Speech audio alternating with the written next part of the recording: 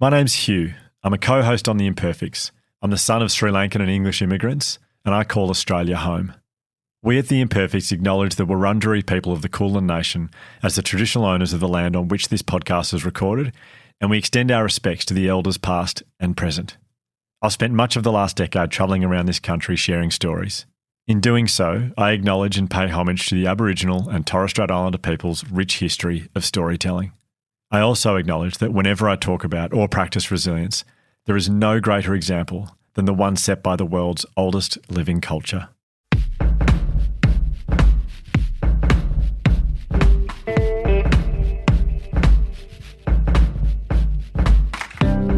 We're all imperfect, and on this podcast, I'll be chatting with a variety of interesting people who are willing to make themselves vulnerable by sharing their own struggles and imperfections.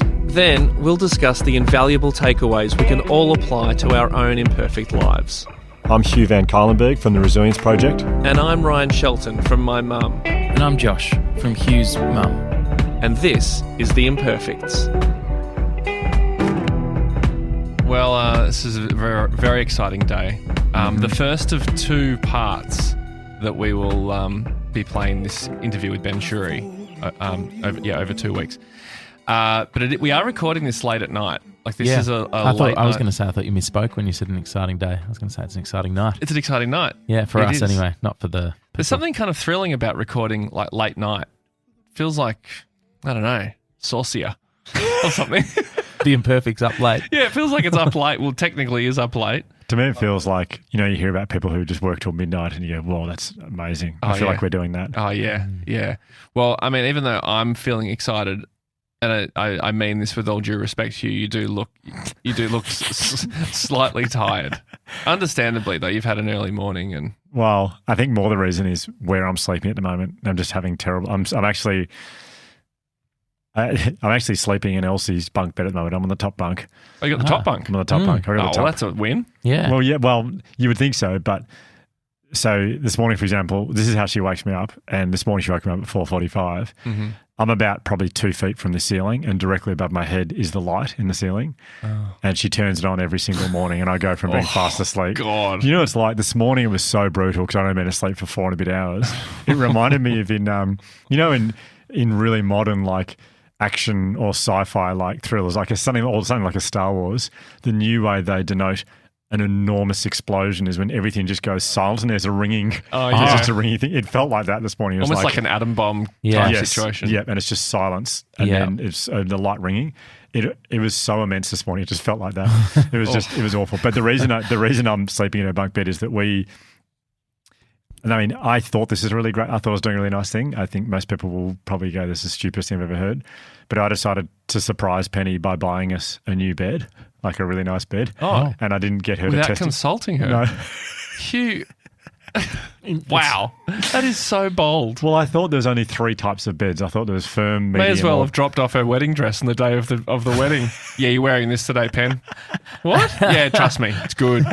Real good. Comfy.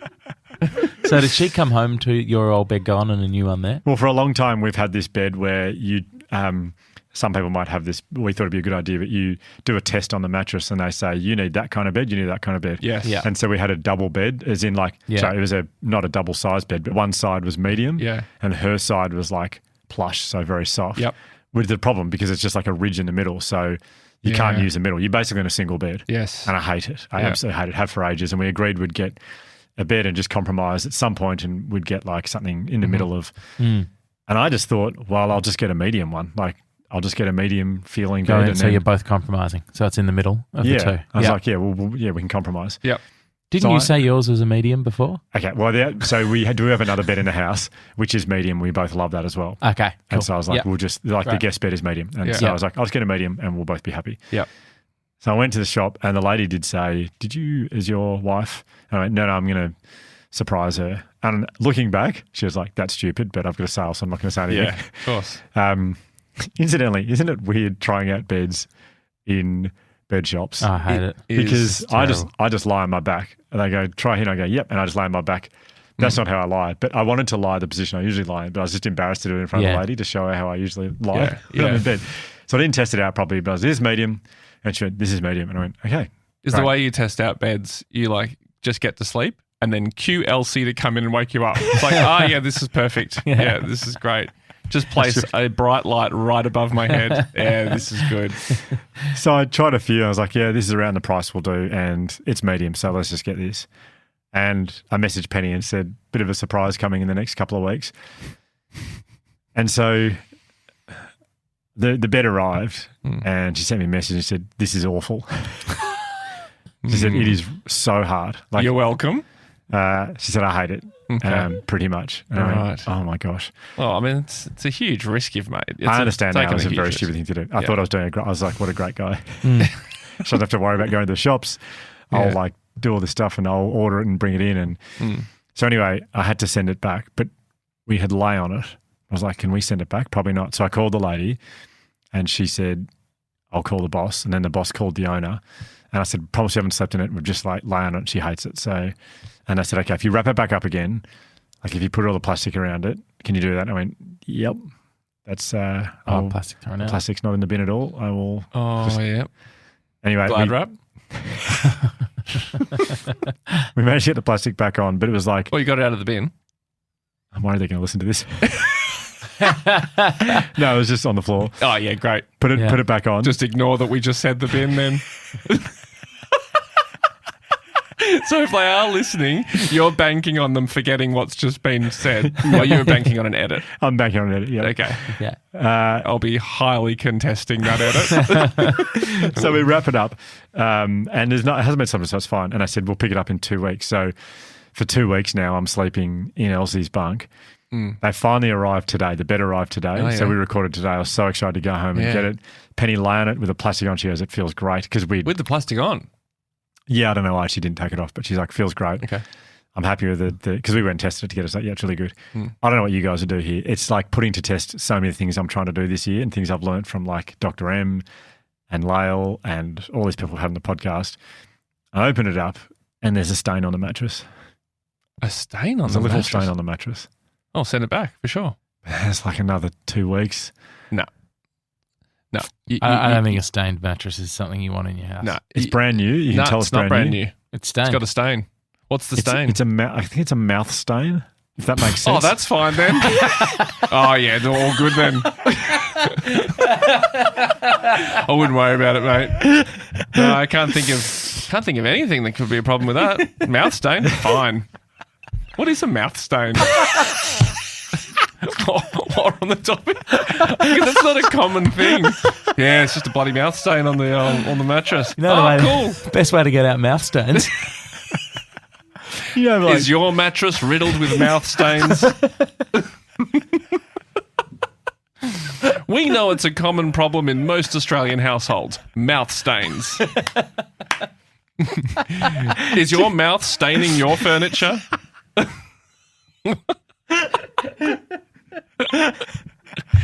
I mean, I'm actually genuinely interested to know. I have a photo. I can show you. I took a photo to email them tonight to say it has not been slept in. But what do you mean by a mouth stain? Well, you know, like, okay. Like dribble. You know, when it's pretty gross, but if you like take off your pillow cover. Yes. And it's just got like, you look and go, why is there a brown, small, circular brown stain on my pillow? Oh, yeah. My saliva's not brown, yet it's...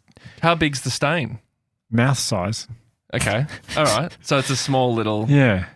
Okay. It's just... Well, how do you know it's come from a mouth? It's Whereabouts on the mattress it's where it's where you'd put your head if you're nearly about to fall off the bed. It's at the top end of the bed. If you're nearly about to fall off. God, the narrative you have running in your head. I reckon someone's done what I've done. I reckon someone else has bought that mattress, but they have slept on it. Yeah. Nearly fallen off. Left a mouth stain before they fell off. Why do you think nearly fallen off? Because it's so near the edge. Right on the edge. Yeah, okay. Maybe they weren't. I'm just used to kids in my head. They always fall out of the bed. So okay. And so I'd have to pack it up again, wrap it up again, say there's this mouth stain on it. And then they're sick of hearing from me. It's like I've already complained once. They were very good in taking it back. I'm going to do it again. Oof. It's like truth versus harmony a little bit, but it's also... In the grand scheme of you're going to have that mattress, let's say, for 10 years. That's what they recommend. Yeah. For the couple of weeks it's going to take to get a new one, you want a non-mouth stained mattress. It smells brand new. That's the other thing. It smells beautiful. Yeah. What is the stains? Because they've tried to clean it. They've Yeah. tried to clean it the best they can. Could not get that bloody mouth stain out though. Harder stains to get out, they say. Mouth stains. Wow, what a story! So you're going to keep the mattress, aren't you? We'll get a. Maybe you can check back. We'll see where you're at. I'm really undecided now. Because I think if I'm going to have it for 10 years, what's one mouth stain? Oh, okay. Well, look, First of many. if you're comfy, if you're 100% comfy with this, then I applaud it and I encourage you. It's on keep Penny's side of the bed. So I don't know. Wow, we got there. So moving on. Anyway, Well, Jesus. today's guest is one of the most celebrated, successful, respected chefs in not only Australia but around the world. Ben Shewry, head chef, owner of Attica. Just matching that he tunes in to check out his Yeah. app, and he's getting the most one of the most respected chefs in the world has I know. 12 minutes on mouth stains. It's probably not just him. There's probably other very well-respected chefs around the who world would be going, I tuning- should listen to this. Yeah, that's so true. Apologies to all of you. Yeah. Apologies, Gabriel Gatto. Yes, the number one chef on Hugh's mind. Love that. Gabriel Gatto. He's a beauty. So, Ben Shewry, such a great chat. Also worth noting that when Ben arrived to record the interview, he arrived with this big Tupperware container, which was very, very exciting. Hugh thought it was muffins. Which would have been great. Which would have been great, but it wasn't. It was these lasagnas, little mini lasagnas, something he'd been developing for the Attica menu for months and months and months. Yeah. And they were just incredible. Yeah. Indescribably stunning. Yes. One of the most amazing things I've ever eaten. And also, to show what kind of person he is, he brought in raspberry jam that he and his daughter had picked the berries and made the jam himself as a gift for Bridget. Yeah. It was just, it was brilliant. So nice having him in. Yeah. So in this first part, we'll talk about Attica, like the restaurant that he owns and still runs, and then talk about his anxiety that he's dealt with, a divorce that he went through, and then next week we'll do. There was the second part of the chat where we'll talk about this like horrifying bullying incident that happened to him when he was a kid. He talks about his issues with body image, which I always find, heartbreaking to listen to. And you don't often hear men talk about that. And it led Josh to talk with Ben about that. Yeah, Your about body experience. issues. Yeah. It was very connecting for you too. But Yeah. he's just so raw and honest the whole way through. And he's so reflective on his life. He thinks a lot. So we just get so much from him both these episodes. I felt so lucky to have him in the studio with us. Well, here's our chat with Ben Shewry.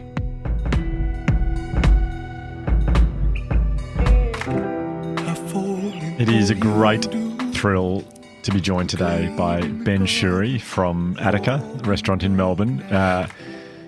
I have had the great privilege in the last few years of meeting some really interesting people through work, and I always tell Josh, and he's always very happy for me. When I told him I was becoming friends with Ben Shewry, I saw jealousy in his eyes for the first time in 35 years. I'd never seen it before. I'd never seen Josh look jealous before, and it was a small issue for us in our relationship as brothers. So I'm very happy you're both meeting today. My wife can attest to that as well. Ben Shewry, welcome to the podcast. We are so overjoyed to have you with us today. Thank you. What a privilege to be here. It is. It's so exciting. I remember. The first time I met you, I think, was when I ate at Attica.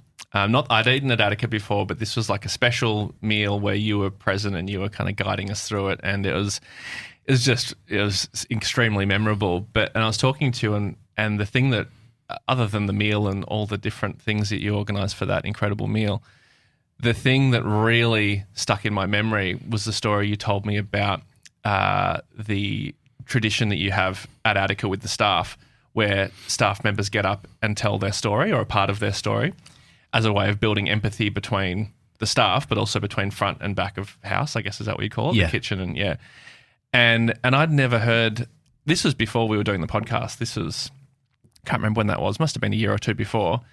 And I just thought it was so incredible that, I mean, you can probably explain what you do better than I can. Ben, welcome. You can talk now. Should we just very quickly? I mean, anyone who's into the world of restaurants and food will know Ben Shewry for sure. Yeah, true. If that's not your world, Ben has been voted in the top. His restaurant Attica in Melbourne has been voted in the top 50 restaurants in the world. He's been named Chef of the Year in Australia. Shot to fame with, I mean, already very well known in the industry, but shot to international fame when you're a part of the Netflix series Chef's Table. The first series. Yep. The important one. Exactly. Before everyone started jumping on the bandwagon. I was about to say he has 3 hats, but that's not the right description of it. He's probably got lots more than 3 hats, but is it, what's the way to say that? 3-hatted? It's best to not even talk about that stuff. Yeah, actually, yeah. That's humility. Yeah. It's better to just to say that that it's a restaurant and a business that kind of sees itself as part of the culture and part of the society and is an intrinsic Melbourne small business. And that does its best. That's effectively, what it's trying to do always. It always wants to get better.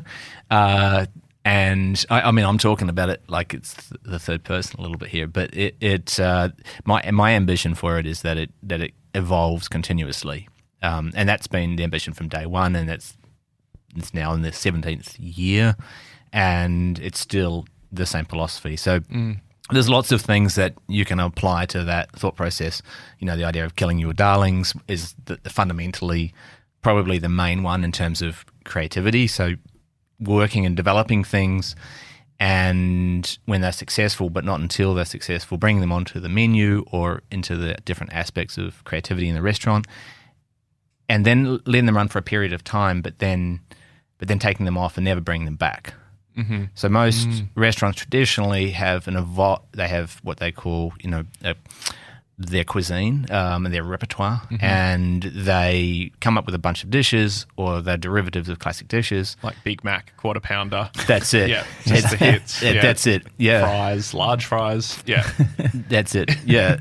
And those things come on seasonally, and they don't really ever, the menu really never changes. That's kind of what I'm saying. So from day one, the menu changed, and I wouldn't bring things back, even when they were really beloved. Like there was a famous dish on the first menu called lamb brick, and it was lamb brick. Yeah, that's the short version of it. It was a dish, we call it the dish that saved the restaurant, because it really did save the restaurant, and because it got people's attention. It got people's attention. People loved it. It was maybe the most delicious dish we've ever made before or since. But like what was it? Can you describe it? It was a lamb shoulder that was slowly cooked in poached in olive oil, and then shredded and pressed into a slab of cooked lamb, tender cooked lamb. And then it was cut into a brick shape and crusted with spices and deep fried until it was crispy. And it was served with parsnip puree, like really velvety, buttery parsnip puree, and pine nuts and currants and silver beet and delicious lamb sauce, and then a salty piquant cheese called shanklish and mint. And so that was frustrating for me, though, because it was too successful. A bit more than a brick. Yeah. I feel like often you're the ones that I know, and the one that comes to mind immediately is the potato, sort of one of your famous dishes, which is the potato cooked in the ground it was grown in. Is it? Yeah, potato cooked in the earth. In the earth, homage to New Zealand Maori cooking the hangi, which is our traditional method, and a ritual that I'd undertaken many times as a child. So looking for inspiration closer to home, and wanting to put a common ingredient, elevate it to the level of all of the other ingredients which were more glorified in society, like eye fillet or caviar. I just wanted to say, firstly, that culture is really, really valuable, and my culture, the culture that I was so lucky to be a part of growing up in New Zealand, was really valuable. And then that a potato also is very valuable, and can, when lots of technique is applied and lots of thought is applied, can be elevated to the same level as a lobster or any of those other traditional luxury items. And that never really been done before, and it was pretty controversial. And there was a lot of kickback, especially from blokes who were like, well, where's the fucking meat? So, well, I mean, I feel like that now that I think back to eating that potato dish, when I went years ago, I remember thinking, I know it's going to be good because it's Attica, but it's like, but but surely it's not just a potato. Like, surely, like, it's really interesting the way that you, like with a lamb brick or the potato, or often it's sort of described in a way that it really sets your expectations lower. Yeah, it's very deliberate. Deliberate, It's yeah. psychological, 100%. Because then when you're like, potato? What do you mean a whole course is a potato? And then I couldn't help but the cynicism creep in. But then you eat the potato. It's like, that's the fucking best potato I've ever had in my life. Yeah, It's unbelievable. Under promise and over deliver is core philosophy. You know, Right. it has been. I mean, it becomes harder because as the years go by and the accolades pile up, and you've been around and you get better, people sometimes expect a near religious experience, and Yeah. that's not something that we're delivering. You know, we're like trying to deliver an elevated experience, and we're really playing into the whole thing. You know, the sort of a holistic 360 approach to the experience. So, you know, we're interested in the psychology of dining very much. I certainly got that experience. Penny and I, as you know, ate at Attica end of last year, and it was right at the end of the year. It was just such a busy finish to the year, and I didn't have time to think about the fact we're actually going to Attica until we stepped in the door. And the whole experience, it felt to me like when we're sitting there and these different dishes are coming out, it was food I'd never heard of before, and I was like, Potato. but every course was the nicest thing I've ever eaten. And I kept saying to Penny, I feel like this feels like a once in a lifetime experience. This, You know, people hear us talking about going to Attica, and people are like, "Oh God, yeah. Well, if I could afford it, and it's expensive, and these restaurants, you know, they are a lot more expensive than other restaurants." But I think like it's not going to have dinner. It's like experiencing art, the plates, the art. Every detail that you guys consider and create means that it can't be compared to going to another fancy restaurant, which is simply that, just a fancy restaurant. There's nothing, I mean, fancy restaurants are great, but I just think like when people like place it in their minds and consider maybe going to Attica, which if you can, I really, really encourage you to do it, because it isn't just going like, oh, I wonder if the food's going to be good. It's like, what, that much for a bit of food? It's not that. It's an experience that is elevated well past the food itself. So I just wanted to say that because I think it's not dinner. I mean, it is dinner, but it's more than dinner. Yeah. Yeah, it definitely it's designed to be the thing that you do, right? Like it's your night. You know, you're not going to the theatre afterwards. You're not experiencing some other art form. Yeah. It's the night. Yeah. You know? Yeah. Yeah. I was very lucky to go away with Ben for 3 or 4 days to Tasmania. We went mountain bike riding together. And the time I spent with you, this comment feels a bit more like a summary comment, but I'm going to say it now anyway to try and set up this conversation. But I felt like the time I spent with you, it made me want to be a better dad. Wow. It made me want to be a better friend. And it made me want to be a better business owner. And we just had 3 days together of riding bikes and sharing stories. I would say it made me want to be, I think it actually did make me better at all those things. It's really inspired me to be better in all those areas of my life. And I kind of felt like that might be a nice thing to explore today, just those 3 areas of your life. And we've kind of talked a little bit about Attica so far, but your life as a family man. And I'm going to leave that, it's a very open sort of broad topic to start with. But you made me want to really, I think invest is a yucky word a clunky word to use, but like the effort and time and thought and love you have for your kids and the time you spend thinking about the best way to be a dad really, really moved me. But I know that comes from your childhood as well. So I kind of wouldn't mind starting there if that's okay. Sure. Yeah. That's incredibly generous of you to say that.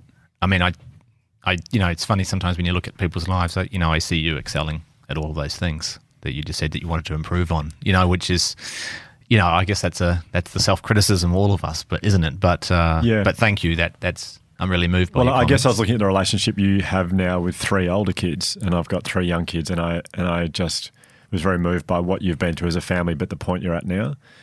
And as a business owner, you would talk about your staff and mention things they'd been through and their family members and stories from their life. And I thought, shit, I don't know my staff as well as Ben does. I need to spend more time with them one-on-one. I need to get to know them better.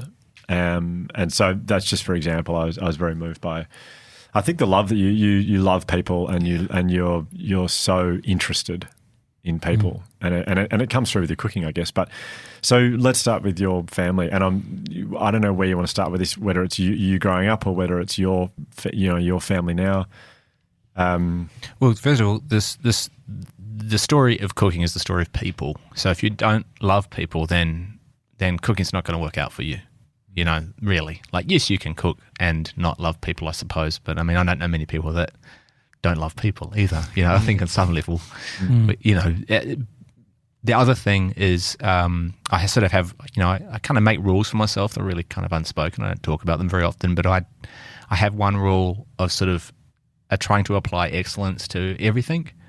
It just means that it's easier. So whether that's being a loving partner to my fiancée Kylie, whether that means that I'm trying to be, you know, a really good boss to the 40 employees at Attica, or whether that is me being a doting father to my 3 children, you know, or a responsive and caring son to my parents, I try to apply the same level of excellence to everything. You know, if I go snowboarding, I'm trying to apply excellence to that. It doesn't mean that I'm going to achieve it, but I just find it easier to live with just one standard. Mm-hmm. So that's really, you know, and I don't have to raise and lower. And it doesn't mean that I'm excelling at everything, because I'm a beginner in many things, but I'm trying to reach a level that feels good to me. And so it's just an easier way to organize things. You know, I have witnessed people with different standards for different things, incredible at something, and letting themselves down in other areas. And I just think that they could have taken a little bit of that excellence from that other area and passed it on to another area. It's not judgment, it's just an observation. So balance is important then. Yeah, balance of excellence. Yeah, which is maybe not like 2 words that are spoken, but because excellence, I mean, for me, I hear excellence in everything. I feel like that's a lot of pressure on yourself. Yeah, it is a lot of pressure. It is, and I hold myself to it. I'm the harshest person on me that there is. So no critic of anything can come close to what I am already putting on myself. Doesn't mean that I'm succeeding at everything. Doesn't mean I'm perfect for a second. Far from it. I feel like a strength is that I'm actually able to talk about all my flaws. You know. So does that mean that external praise is in some ways meaningless? Ineffective. Yeah, it's completely ineffective. I never assign any worth to it, because you set yourself up for disappointment, you know, and you sort of have to live. It's a long life. So if you get, like, you know, we were discussing before we started, you know, the highs, keeping the lows not too low and the highs not too high. That's kind of my approach, is like, if you're always winning and then you're used to that and you over celebrate it and you sort of try to perpetuate that winning feeling all the time, then when something does go wrong, it's harder. It's a really big, steep bluff to fall off, right? And it can be harder to pick yourself up. So when things go wrong, I don't overreact. When things go great, I don't overreact. I try to stay in the middle of it. And I do that very much with my kids, and I do that very much with my team as well. Like, hey, I think it's important to enjoy good moments, don't get me wrong. Otherwise, if you don't enjoy good moments, and those good moments, you know, as you get older, maybe they don't happen, they change, or they don't happen with as much frequency, then, you know, you might be looking for something that you had once that you are now missing. So it's not to say that I don't appreciate the good things that have happened in my life, whether it was winning an award, you know, enjoy it for a moment, but let's not just get too big here. Yeah. We had coffee at your place yesterday morning, and you said 2 things to me, which I actually wrote down. You said, I like it when things go wrong. And you also said, life is boring when things don't go wrong. You've certainly had your challenges over the last little while to work your way through. Oh, yeah. I mean, you know, yeah, for sure. I've been examining a lot of this recently because I'm writing a book, and I was sitting with my development editor, and I have a mind map of all the ideas for it and on the wall, and we were discussing things that I might write about. And something had gone wrong, and I was reveling in it. And she said, like, what's with you? You seem to be, like, very happy that this terrible thing's happened, right? Perceived terrible thing, or perceived by society perhaps that it'd be a terrible thing. And I just wasn't feeling that way. I was like, you know, of course when something goes wrong, there's that initial, like, kind of pulse that doesn't feel good. but I always quickly turn to like, okay, so how can I resolve this? How can I overcome this? What work needs to be done to move past this? I mean, you know, it should be said that I deliberately live a life not trying to damage things and people, but we're all flawed, so I do, you know. And one of the things that I've been thinking about a lot lately is the word sorry, because there was a time in my life, you know, I'd say 6 or 7 years ago when I was a chronic overuser of sorry. And I was seeing a psychologist, and I was apologizing to the psychologist in the sessions without even knowing it. And he said, "Why are you always saying sorry?" And I said, "Oh, hell, I'm saying sorry, aren't I? And what am I apologizing?" He said, "You're apologizing for everything." And he said, "You don't need to." And I was like, wow, it was a real light bulb. And so I... Sorry to interrupt. Do you mind giving some examples of things you would say sorry for? Like absolutely trivial, nothing. Right. Like you would say something and I might slightly talk over the top of your last line. I go, sorry. Like I really like, sorry, like a little electric shock. Yeah. Or I might pass the food to the wrong person on the table. Go, sorry. You know, like whatever it might be, you know, like I do have a really, really strong guilty complex. So I know that's, you know, and I'm a terrible liar. There's 2 facts about me. But the sorry thing was, my use of sorry was insulting to the word sorry and to the effect of sorry. So learning how to really use the word in a way that's deep and meaningful has been life-changing, because a well-timed and heartfelt sorry will undo almost any problem. A genuine, when it's genuine and comes from the heart. Man, I am so sorry.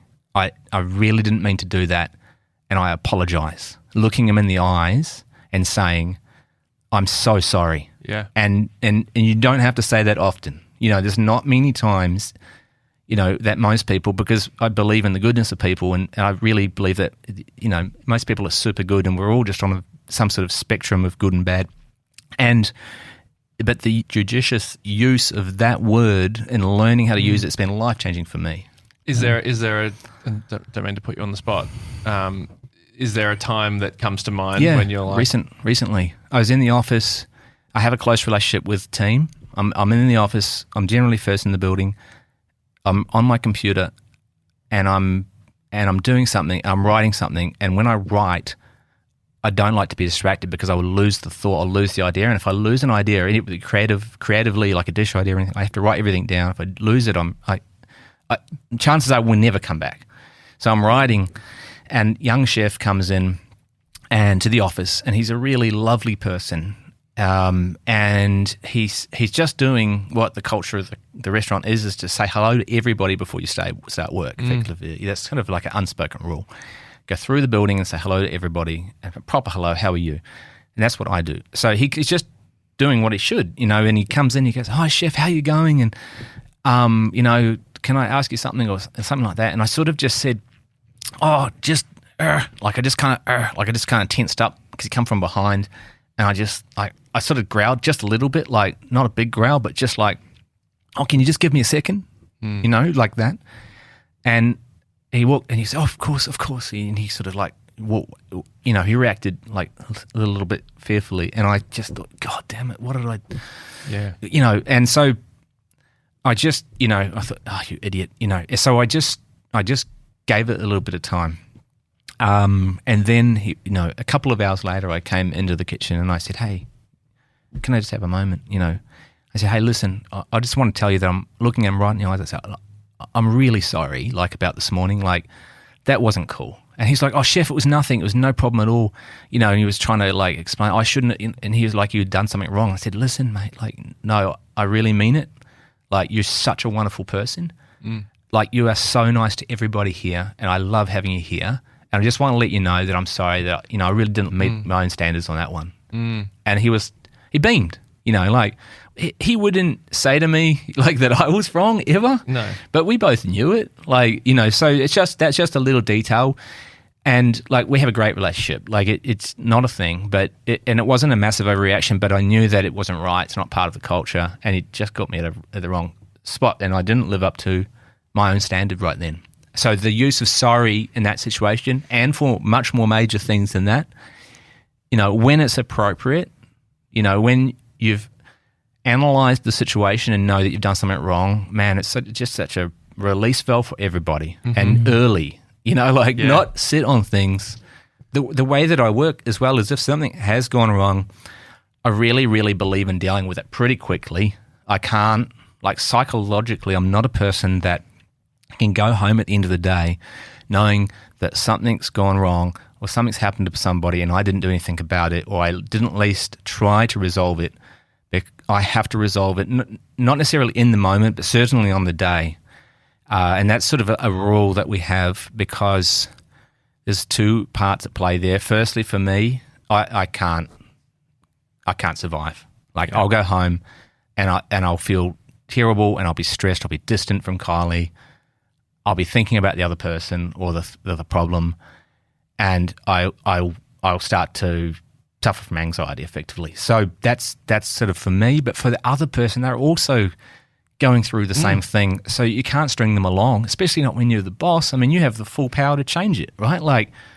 If not fix it, but at least to extend the olive branch and go, hey, I'm sorry about how that happened even, That sounds like coming back again to what you do with your staff and the way that you've created an environment where empathy just flows throughout the whole restaurant, which when you described it to me when we had that dinner at Attica, you described it to me as when you were working as a cook, as a chef, coming up in your young years before Attica, you experienced the opposite of empathy when you were working. You experienced an environment where it sounds like the head chef, owner of a restaurant, there's no way they would say sorry. No. There's no way. No chance. Absolutely not. Even if they acknowledged it within their own mind and they knew they did the wrong thing, the dynamic of the people, of the staff, it just wasn't there. The environment wasn't such that people could say sorry. Because if the chef said sorry back then, it'd be like, that is really weird. Whereas now you've created this environment where it's not that strange. But I'm sure it's like that in other, my stereotypical image in my head of a head chef is someone who swears a lot and gets really angry. Gordon Ramsay. Yeah. Well, unfortunately, that is the truth, and occasionally that is true. But my argument really is to present something that's better than that. Just in a holistic sense, and it's not necessarily a conversation that we need to delve off into deeply, but just to say that media, that filmmakers, writers, storytellers are pretty well obsessed by the culture of chefs. But we do, as a society, have an appetite for the negative story, and we do, as the creatives making films and whatnot, we have an appetite for telling a negative story, whether that be, Kitchen Confidential, Anthony Bourdain's book, or whether that be more recently The Bear. The Bear. Yeah. Or whether that be more recently The Menu, the film that's come out, which I actually love because it really lampoons, these stereotypes. It's great. It's a great film. It's a great film. Ray Fiennes. Yeah, I've heard it's great. Yeah, it is. It's wonderful. It's epic. It's much better than The Bear. Yeah, okay. It's much more real to me, even though it's fake. It's real. So for me, it's about just presenting something that presents the industry in a way that it's a vocation for people to come into that is just, equal, and fair. And that is something that is seen as, a job that is on the level of being, becoming a lawyer or a doctor or these traditional kind of, or a plumber, for example. Any occupation, people excel in different things. The point is that when we continually hear these negative stories, that's what we tend to believe of chefs. And the majority of us, whilst there's some really bad examples out there, and in any industry there is, the majority of us don't behave so appallingly. Yeah. I just wanted to ask you about excellence. And I know it's we were on that a while ago, but you seem to have such a healthy approach to excellence in that at the moment, and certainly the way you spoke before, you're not disappointed when you don't reach it. But I've always really struggled with that, and I always have had this pressure on myself to be excellent at things. And I thought I was over it. And then I'm going to use a cooking example here, but I was trying to make crumpets last week and it was stuffing up. And my wife has for years seen me when I'm trying to cook something and it's not going well, really lose it. And I had to, because we had this interview with Esther Perel last year, I needed to hit something. I was getting so I said, I've got to leave. I'll be back in a second. I went out into the garage and grabbed a stick and smashed it against the wall. Wow, it's amazing. And then came back in taking Esther's advice. What sort of stick? Like a branch? It was like a bit of like a piece of timber that you use for like framing, bit of solid bit of timber. Yeah. But I was the rage inside me for failing at something that I'd made a simple mistake of when mixing something, and the rage inside me for failing. I was aiming for excellence in my mind, and the failure of not getting there overcame me. And I've always had this issue for my whole life of being so disappointed at myself for not reaching those standards that I'm trying to set for myself. Have you always had this healthy approach, or have you gone through a stage where you were unhealthily attached to excellence? Yes, I have. I mean, I don't think in the early years I understood, I had never understood my own drive. Okay. Until recently. I always say until the last 5 or 6 years. So I would never have really called myself an ambitious person or a driven person because I didn't really understand those definitions when I have been incredibly driven. There's no doubt about it. And it's a bit uncomfortable to examine that because I think in the earlier years, I've learned from my mistakes in terms of, you push people too hard, you expect too much of them, and it's just not fair. So whether they feel fine about it, as I felt fine about it as a chef, I don't hold a lot of resentment about the way that I was pushed and stuff. And I don't mean in an abusive sense. I just mean in this is a full-on thing that we're doing. It's really intense. And like if any of you ever wanted to come and experience that, it still is really full-on, right? Like it's kind and it's loving, but it's really performance-based. So, we have some of the best young minds in the world working there. They're absolutely elite on every level. And so they have huge expectations for themselves. I don't need to yell at them or push them in that way because they are so hard on themselves. I actually need to deflate some of that. So I need to make a joke during service. There's some photos that came out yesterday of a service, and I'm laughing and smiling in them. That seems ridiculous to me, given what's at stake. The pressure that we're under when we're actually doing service. And do you feel that pressure every single service? I don't feel that pressure as much as I used to. I think it's confidence. I still feel it, but I know that they feel it, and I can recall the feeling. I'm not cooking on a section every night. Like I'm there, but I'm not accountable for a section. So I can walk wherever I want in the kitchen and watch whatever I want and do whatever I want. But the staff are on the shift, they all have responsibilities and roles, and so they're trying to hold down what's called their section, which is, might be making 2 or 3 dishes out of an area. That's called a section, whether it be a cold section or a hot section or a dessert section. They all have sections or stations, and they're in charge of them, and they're in charge of the rhythm of it. We're serving hundreds and hundreds and hundreds of dishes every night to 50 people. Everybody's having probably 12 or 13 courses. But just, to your point of failure or of that feeling of anger, I don't really have it because I have to pick myself back up because failure is absolutely constant. It's every day, in every moment, and in every way, especially in development, especially with a new recipe. Like crumpet's a tricky thing, by the way. It's not easy, so don't beat yourself up too much there, Josh. Right? Like crumpets are intense. They're cranky. I've had my dilemmas with crumpets myself, so I can speak to your rage. If you need a stick. I haven't heard that one before. I punched a box once, an empty box, in frustration. That wasn't to do with cooking; it was to do with something else. But that was my big shocking moment. But I can't allow myself to get that hot because I have to pick myself up and try again. So. Yes, it's disappointing, but it's only brief, and you're like, it's just part of the process. But I've been doing this for my whole life, and it's people talk about.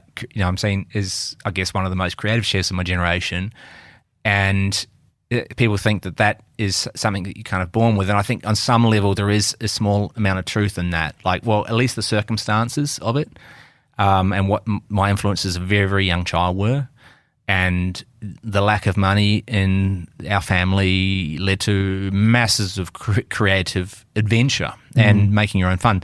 I'm very much informed by that. So it's not right to say that I was born with that. I'm a product of that environment. But the thing is that it's just an evolving thing, making something and it sucks, making something and it sucks, making something and it sucks. You just keep tweaking it until it doesn't suck anymore. And then some days, out of the blue, for whatever unexplainable reason, maybe the flour's got more moisture in it, maybe the temperature's changed, the crumpets fail. Like, even after excelling at them for 6 months, the crumpets fail. And that is just a part of life. And I see that. You might not notice it, but I notice it in bakeries all the time, for example. Like, because consistency's the unglamorous, really unglamorous word, but being super consistent is being super elite. It's not sexy. It's not, something that people don't talk about. Oh, that's a really consistent restaurant. I'm really going to go to that really consistent restaurant. That to me sounds boring, but actually, when people use the word consistent, or chefs use it, that means excellence. That's excellent, because to be consistent year on year after year for decades, man, in a kitchen and in a restaurant, that's tough. So it sort of leans to what you said to Hugh yesterday about loving. It's a version of loving when things go wrong in a way, because it's sort of, you can't afford to be brought down by failure. No, and the thing that I love about failure and when things go wrong, I think failure and when things goes wrong are two different things. Yeah. But when things go wrong, it's an opportunity, and there's never a better opportunity to change things. If you're just cruising along in business or in life with friends or with colleagues, and you have a big idea, and you're like, oh, hey, tonight, instead of doing a 10-course menu, let's do a 20-course menu. Everybody would be like, that sucks. Like, we don't want to do that. You're a demon. Yeah. But if something really big went wrong, like, I don't know what, but something huge went wrong, and everybody's soul searching, right? And in that moment, you have to seize the opportunity to make a change. And that's the beauty of when things go wrong, because there's never going to be an easier time to make a change. So I think that's the part of, because I love change. I live for change. It's constant for me. I'm not particularly set in my ways, and I like change. But I also know humans generally don't like change. So when's the most appropriate time to introduce change? It's when things go wrong. That surprises me to hear that you love change so much, for considering your job is about consistency. Yeah. That's not actually my job. That's the restaurant's job. Ah, of course.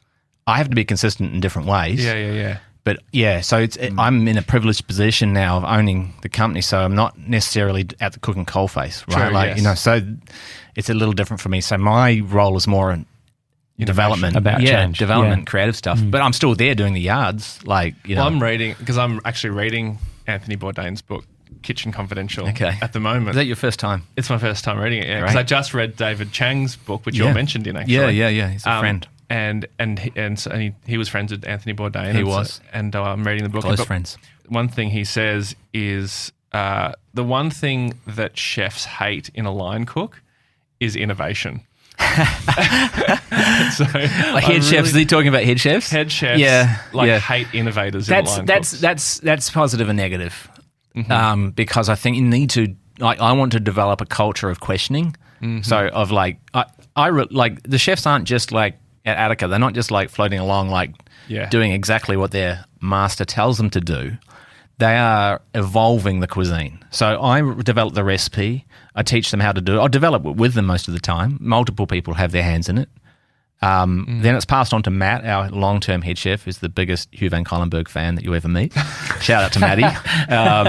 Wanted to say hello at the Boxing Day test, but could not bring himself to it. I ate at Attica, so that makes me one of his biggest fans. I said that to him. I said that very thing. I said, mate, you would love to meet you. I got lost for train of thought. But so I developed the recipe with the team, and then it's handed on, and then they evolve it to a higher level across time. Yeah, okay. So if you're investing 6 months or a year or sometimes up to 2 years to develop a dish, it's going to be on the menu for a while, right? Like it could be over a year, and across that time, they will make it better. And now I need to allow them to make that better. Like I don't need to tell them. Like they're just going to naturally do it. It's going to find its rhythm. It's going to evolve in some way. Big time. So I understand where Dave's coming from.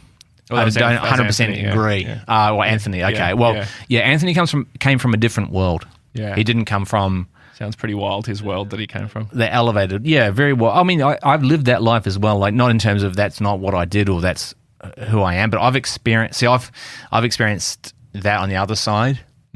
Like I wasn't somebody that has ever partaken in drugs or excessive drinking or lifestyle, because I've been so focused my whole youth on becoming excellent at cooking. To me, all those distractions were very damaging. But I lived in and worked in many kitchens, and I experienced all of that. You know, the worst of it. So I can speak to it. I understand it. I don't think it's not something to celebrate. You mentioned anxiety before, popping up for you at times. Can you speak about the times in your life in the last little while where anxiety's been an issue for you? Well, anxiety hasn't been something that I've experienced until after I went through divorce, which was, you know, the hardest thing that I've ever been through. You know, that's hard on everybody. It's hard on children, and it's hard on everybody involved in a relationship, and you know, it's brutal, and nothing can fully prepare you for how hard that is. After the separation, I suffered from chronic anxiety for the first time in my life. I'd never experienced it, and it would come and it would go, and it was just you know, I just have so much sympathy for people that suffer from it permanently. It was totally debilitating, and there'd be days, you know, where I would just have to walk out of the restaurant and just leave and be by myself, and nobody could help me and nobody could reach me, and, you know, and it was just like being electrocuted all day, kind of, really, for me. You know, like I know the feeling of being electrocuted, unfortunately, but yeah, these shocks of anxiety, and that it would come, and then, you know, they would stay, and it would dissipate, and then it would come back, and it kept on coming back, and you know, this kind of amazing thing happened with it, and you know, I think I want to say that I don't really know how to describe the anxiety of that time, because anxiety is something that we live with all the time, I think, you know, and at lower levels, and certainly working in kitchens, a level of anxiety is helpful. It has to be playful and controlled, because it gives you an edge.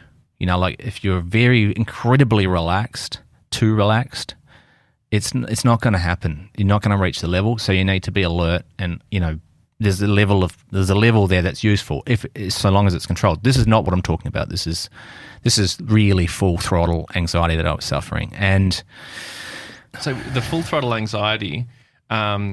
Because I know people who have sort of non-stop anxiety, and it's often like thoughts. It's just like recurring thoughts and fears, spiraling. Yep. So what were the thoughts, if you don't mind? The thoughts were. I'm just trying to think. Actually, I don't go back to this time too often, because I always look kind of forward as a habit. But it might be like, you know, just something that couldn't be resolved, you know, and it might be that one of my children was in pain, and that was really getting me down, and that just I amplified it, you know, even if it was just a temporary thing, I'd amplify it, and I'd get into.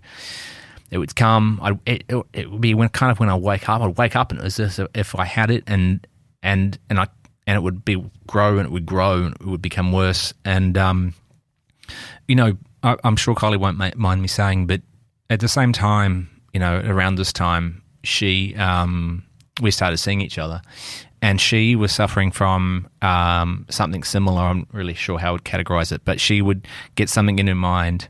She would beat it up. It'd be the littlest thing, you know, and, you know, something, a little offhand comment that somebody said, it would get in her mind. It would build up. And she'd do what I would describe as spiral, where she was really like getting into a bad place and catastrophize. Yeah, just just distant because she's quite internalized like that.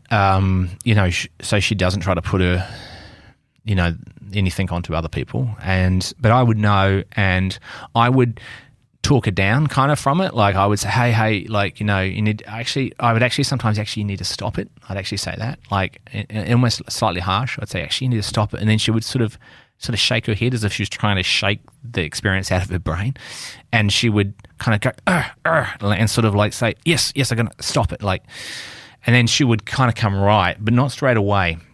And then she was doing it probably once a month, or something like that. And then she, through this time, she went to see a psychologist for the first time, just once or twice, and this person was very direct, which was great for her.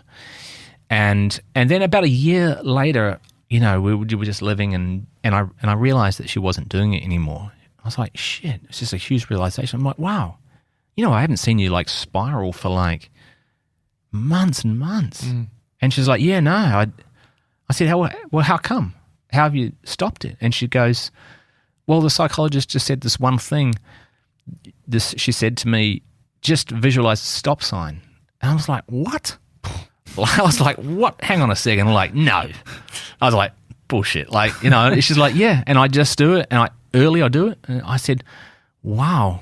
And I was starting to get a little bit better, but I was still suffering from. So I'm like, man, I'm totally adopting that. And I thought, well, if it worked for her, I'll give it a go. And I have, and I still use it to this day. It works. And, oh my God, it works so well.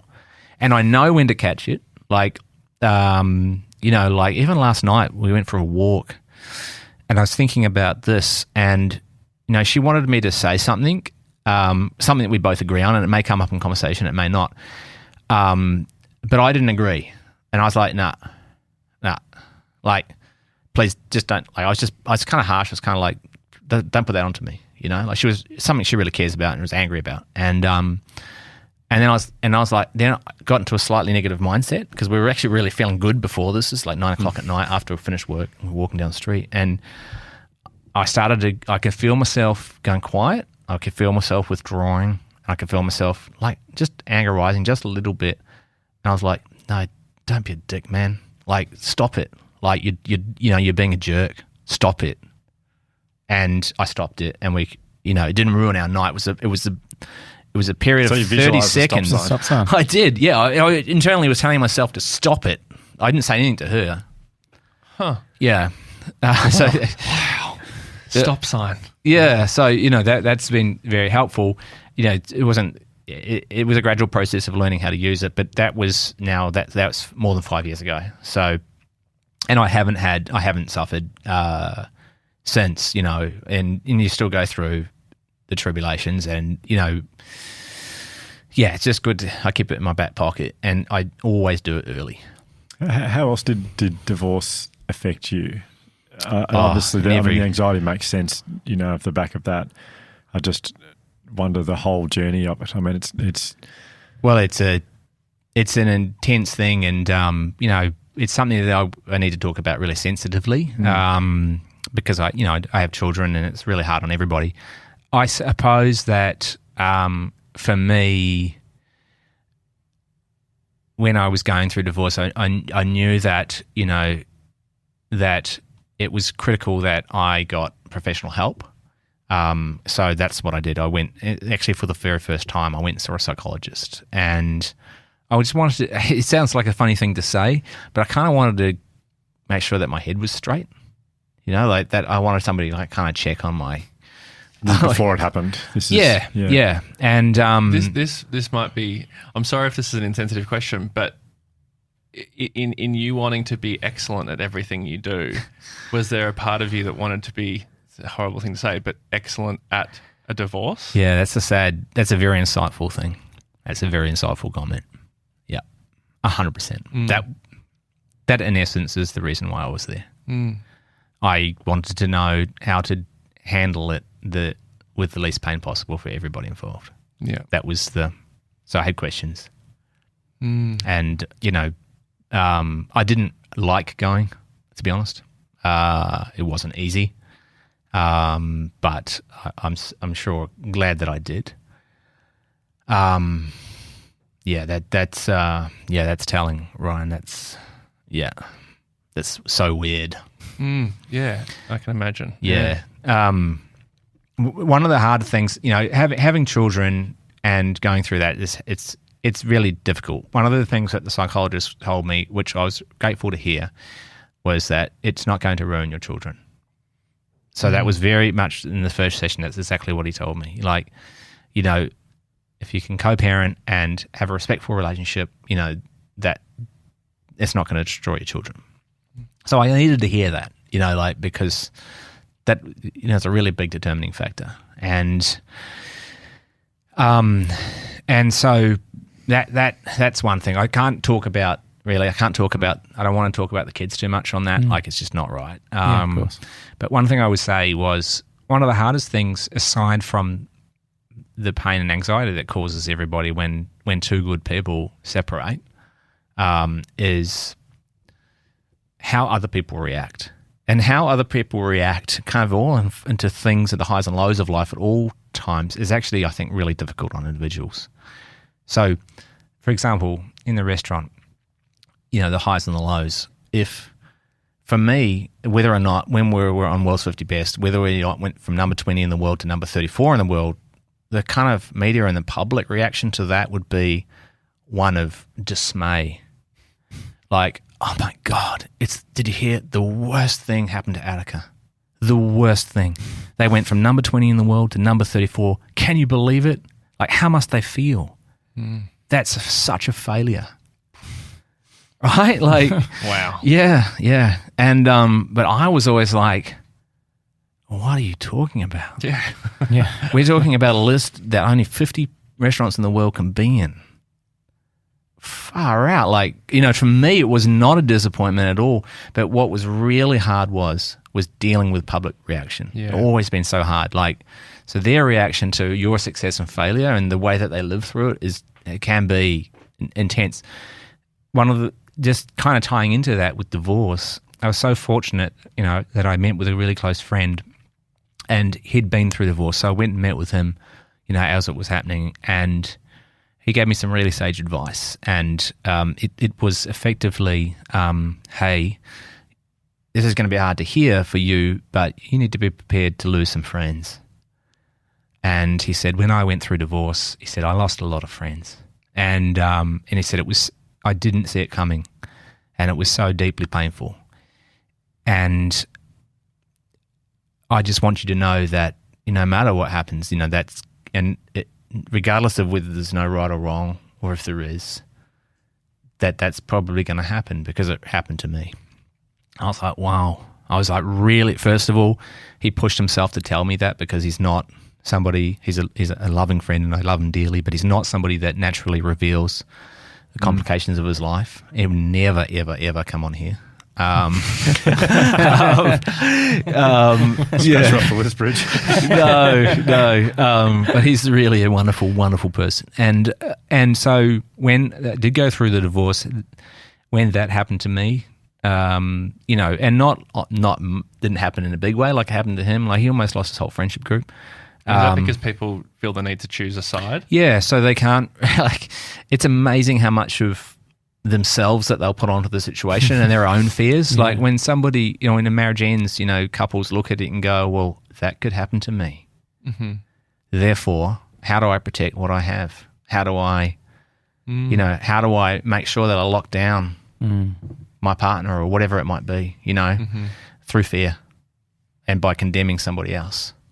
Yeah. Wow. And so by doing that, they cement their position, and there's a bad guy and there's a good guy, bad person and a good person. And they can't, and it's a question of like, of course you can remain friends with two people. Of course you can, and you can have healthy friendships with them, because I have and I do, right? And there's no need to take sides, but often people find themselves in a bind there, and they feel like they have to choose a side in order to support whatever person they think was the most wronged. Yeah.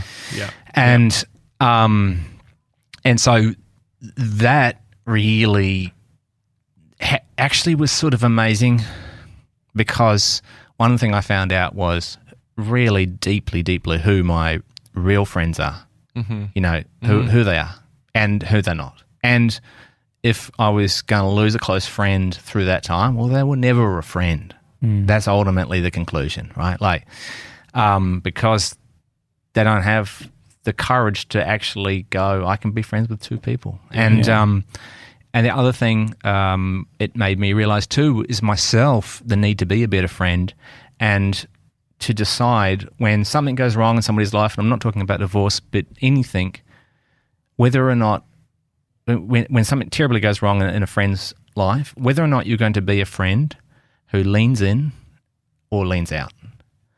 And ultimately I decided that I would be a friend that leans in. And that doesn't mean that when somebody does something wrong as a friend, that you can't point out that potentially that behavior was inappropriate, but we can still be friends. Yeah. I mean, you must have so many learnings that you take away from something so significant as divorce. Is there anything else that you would kind of, I don't recommend, is probably not the best word, but anything else you've kind of lived by or you think or people learned should? along the way? Kind of thing, yeah. Well, I think like the pain and suffering that divorce causes, the most important thing when there's children involved in the divorce is that their well-being and care is your primary thing to think about. And for me, a real hard and fast rule, no matter what's happening, is just to unequivocally talk about your ex-partner in the best terms always. Only ever in a positive light. No matter if you're upset or angry with the kids, you've got to 100% keep that in mind because that really, really matters, and that's where an enormous amount of damage could be done. So that's just the rule that I have always lived by. And it just turns out that I only have positive things to say anyway. Yeah. But that's the rule. Any psychologist that I've ever seen, that's been the advice that I've got as well, which I think is empowering. Yeah, that's incredible. Yeah. Yeah.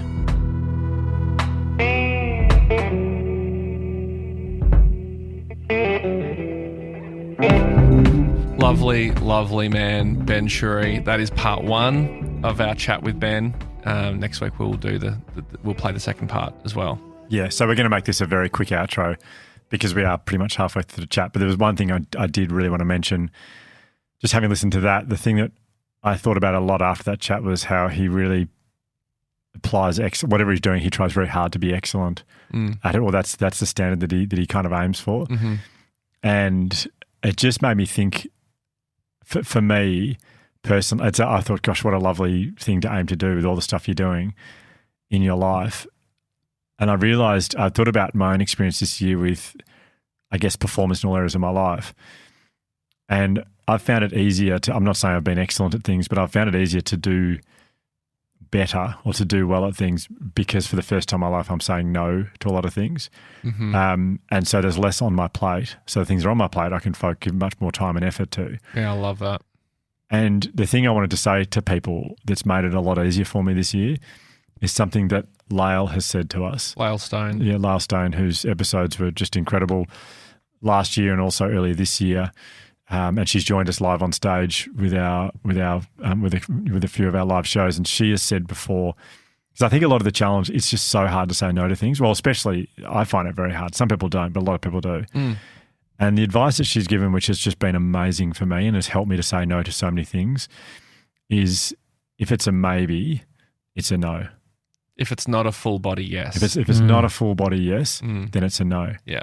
And I think you can, and for me, I've applied that. Like when I get asked to do things, I actually go to my gut. Like I'm like, what does my gut say right now? And my gut, there's always a feeling in my gut of like, if it's a maybe, I go, no, that's just definitely a no then. And she does make a point when she talks about that of saying like there are some things that you do, we do have to do. Like we do have to go to work and we do have to, there are some things, but she's talking about the things where we actually have a choice. Yeah. And it can be small things like catching up with someone, or it could be bigger things like working on a significant project on, I don't know, whatever it is.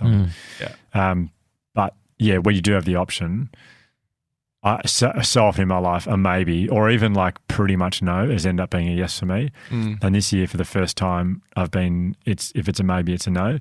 Can you think of an example of something that you said no to? Yeah. Yes. Oh, but you don't want to say. Yeah. Yeah. Fair enough. There are things. Those decisions are so liberating. I feel like when I say no to things that I didn't really want to do, I'm like, yeah, I don't have to do that thing. I felt like calling back and going, just to reiterate, it's a no. So, Wow. yeah, but just that's all I want to say. Just if you listened to that and thought, yeah, but we're so busy, how can we be excellent at all the stuff we're doing? The more you say no to, the more you can apply to other areas of your life. That's certainly my experience. Awesome. Anyway. Yeah. Awesome. Yeah. Love it. So, yes, like we said, next week we'll come back with part 2. And look, we did reference at the very start of that chat, like these staff speeches that Ben does at Attica with all the staff. We didn't get to it in that part, but that he will talk in detail about that in part 2. And it's really, really fascinating. Really love that. Yep. So, again, I think I said it in this episode, but spending time with him, it just made me want to be a better business owner, a better. In fact, what I didn't say was, spending time with him made me want to be a much better partner. And I didn't say it to him, and I regret that I didn't think to say that. I will another time. But the way he is, I saw him I had a drink with him and his fiancée, Kylie, and just watching the way he is with her and the way he talks to her, I just thought, gosh, I need to be more like that for Penny. love it. We'll see you next week with part 2.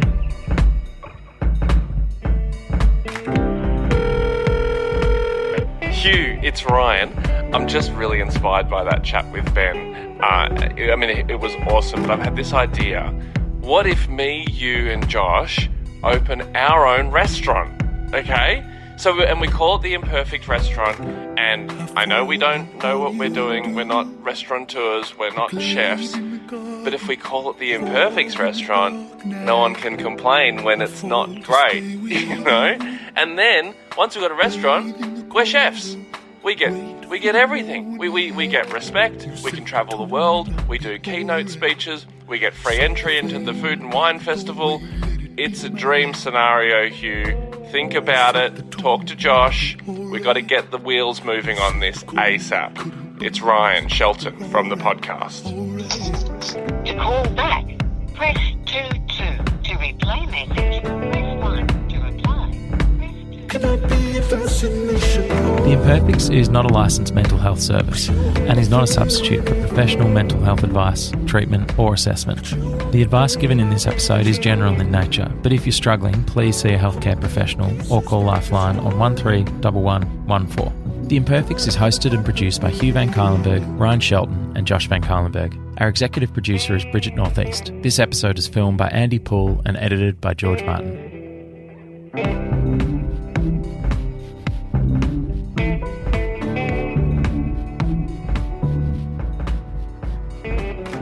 No idea what I'll do.